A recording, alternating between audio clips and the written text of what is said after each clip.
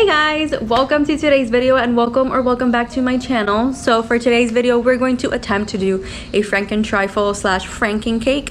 And I say that because we're going to be combining different recipes that we found in the internet and some that we've already done in the past. I'm gonna combine it to make a birthday cake for my dad. He loves everything chocolate and peanut butter, as do I. So the base is going to be the Ghirardelli brownies. The middle is going to be this amazing concoction that basically they use for the Reese's peanut butter cups. So it's the peanut butter with graham crackers and a lot of other stuff. And then on top of that, there's going to be a moist chocolate cake. And on top of all of that, there's going to be a peanut butter chocolate buttercream frosting. So I'm nervous because we're going to be combining different recipes and I feel like it's going to take a couple of hours, but I'm excited because, like I said, I also love chocolate and peanut butter, so fingers crossed. Thank you so much for joining us and let's get into it. As I said, we couldn't find the Ghirardelli brownie, so we're going to be following the Betty Crocker mix. Here is a snapshot of the instructions, but you're basically just going to add the brownie mix into a bowl. You're going to add 2 eggs, 3 tablespoons of water, and then half a cup of vegetable oil, and you're going to mix it all together. The Betty Crocker brownie recipe doesn't ask for this, but one of the reasons why we love the Ghirardelli brownie recipe so much is because it has chocolate chips. So we just went ahead and added half of a packet of chocolate chips to our brownie mix, and then we put it in a 9-inch baking pan and we put it aside to start over with our super moist cake. Yes, Betty Crocker once again. Here's a quick snapshot of what the recipe looks like, but I'm still going to show you. So first you're going to empty the packet of the cake mix into a bowl.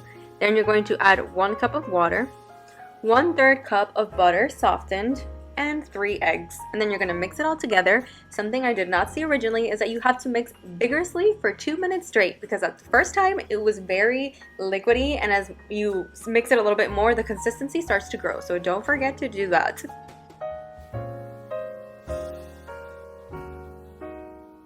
Once those 2 minutes are done, we went ahead and put the mixture into a 9-inch cake pan, and then we put both of them in the oven at 350 degrees for 38 minutes. And while they were in there, we started working on the filling. So the peanut butter filling took a whole jar of peanut butter, so 500 grams of smooth peanut butter, following 85 grams of softened butter, which was half of basically a stick of butter.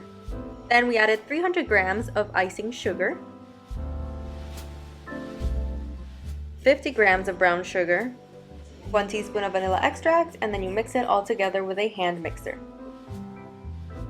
If you're having trouble mixing it, it is a good sign because it's very chunky and it literally looks like kinetic sand, so no need to fret, it's looking great.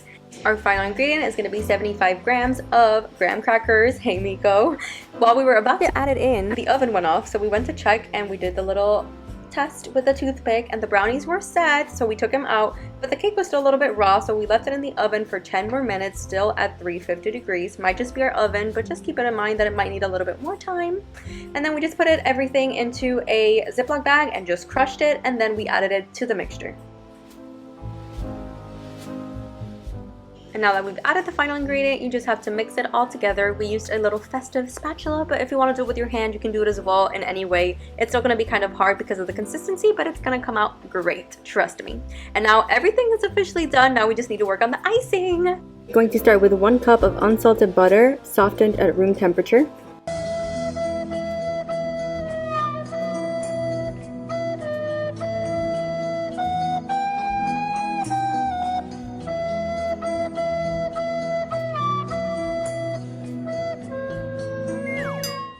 Okay, all sad sliding butter jokes aside, now you're going to add 1 cup of creamy peanut butter and then you're going to mix it all together.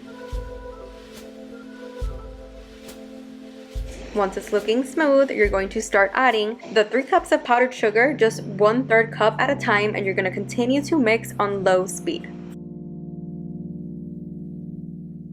Before we move on to the next step, be sure to scrape the sides and bottom of the bowl so all the ingredients are well combined, and then you're going to stir in the 1 teaspoon of vanilla extract, half a teaspoon of salt, and 2 tablespoons of milk. You're going to keep increasing the speed to high, and you're going to beat for 30 seconds, and in the end, it's going to look like this. And now for the moment of truth. It is assembling time. Our first layer is going to be the brownie mix, so we just flipped it on over to that little cake stand. For the peanut butter filling, we put the mixture in a previously used 9-inch cake pan to get that circle shape and flatten it out. Then we flopped it on top of the brownie base, and as you can see, it was kind of lopsided, so we just pushed it around with our hands.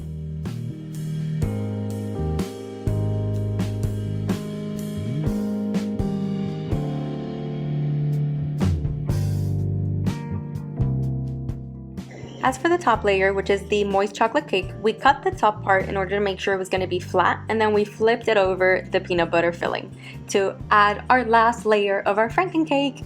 And look at how thick it is. I had to share my excitement. Look at this monster!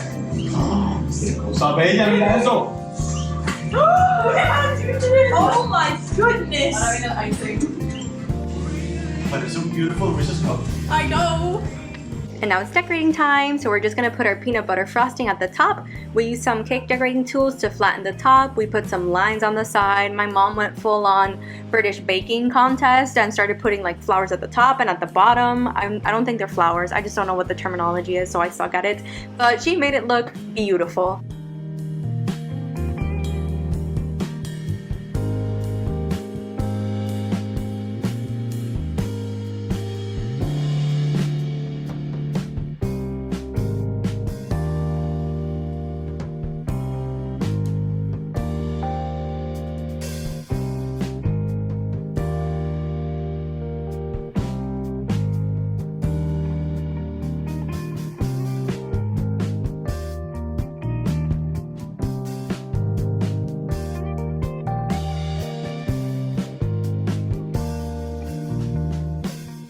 And this is the final result, and now it's time to cut it up and see how it looks in the middle. And spoiler alert, it's the best cake in the world.